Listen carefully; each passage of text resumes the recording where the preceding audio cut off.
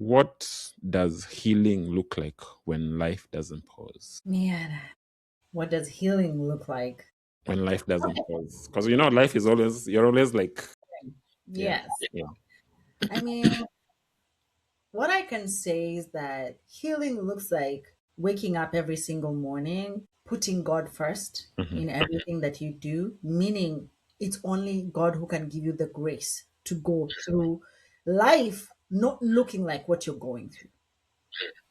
Now, I'll give you an example and we'll touch a little bit on this going forward. Hmm. And that's another testimony for another day. But I know you are part of this, so I'm just gonna share it. And you are you're a big part of this. When I earlier this year, right, I had I felt a lump on my breast. Yeah. And the first thought that comes to everybody's mind, including mine, was, oh God, here we go. The big Right? C. Hmm. This is cancer, Hmm. right? This is it because the lump was big. It wasn't small, it was a big lump. Hmm.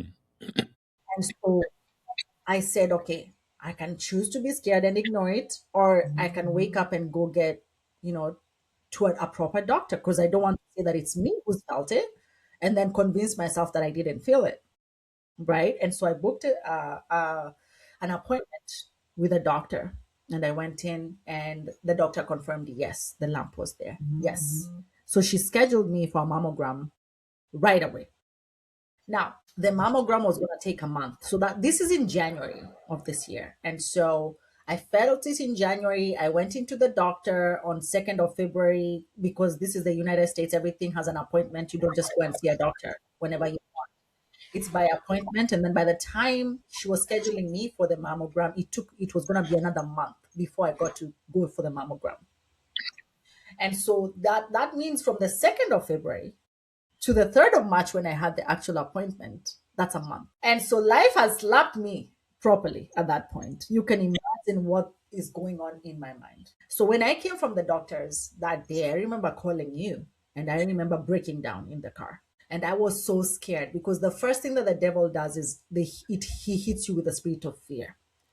He tells you your life is over right now.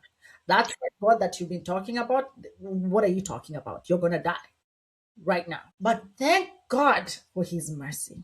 Thank God that all these years that he's spent teaching me or well about spiritual warfare, at least I remembered one thing. I remembered that I need to be strengthened. I need to call on my prayer warriors, people that can strengthen me. I didn't tell everybody. I told the people that I knew they were going to speak life Hmm. into you. Because in those situations, what you need is somebody who can speak life. You do not need somebody to tell you how bad things are, how you're going to die. If those are your friends, don't call them. Don't call them. If you know your friends are the people that will go and scream and cry, don't call them. Because what you need at that particular moment are warriors. People who know that is a God who heals, a God who means what he says, and he's the same yesterday. He's I am that I am. He is the Yes. same yesterday, today, Today and and tomorrow. and so when I called you, what did you do? You prayed for me. Right there in the car when I was breaking down. You prayed for me and you told me, no, you are not going to die. You will live. And you picked the word of God. This word of God here, this word of God, guys, I'm just telling you this word of God.